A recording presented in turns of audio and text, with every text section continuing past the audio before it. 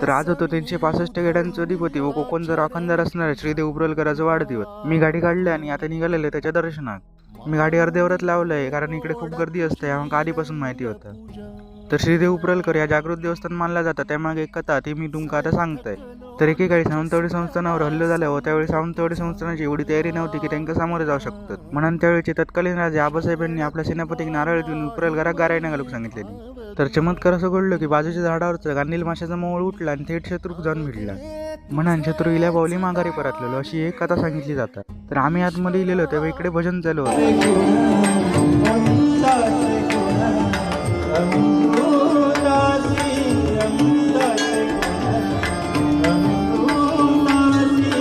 तर अर्धा तास वाट बघितल्यानंतर शेवटी देवाचं दर्शन भेटलंच।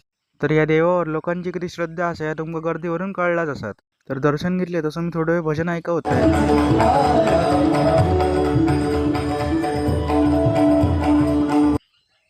भजन थोडं वेळ ऐकल्यानंतर मी लिहिले दशावतार रंगतात तिकडे।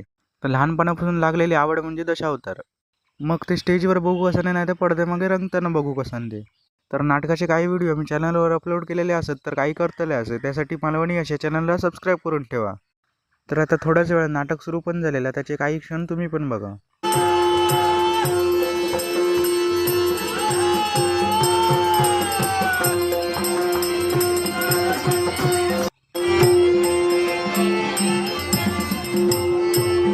दुसऱ्या दिवशी कॉलेज असल्याने मी पूर्ण नाटक बघू थांबाग नाही। तर आजचा व्हिडिओ कसं वाटलो कमेंटमध्ये नक्की सांगा आणि या कोकणच्या राखणदारासाठी एक लाईक नक्की द्या। बाकी असेच नवनवीन व्हिडिओ पाहण्यासाठी मालवणी अशा चॅनलला सबस्क्राईब करा।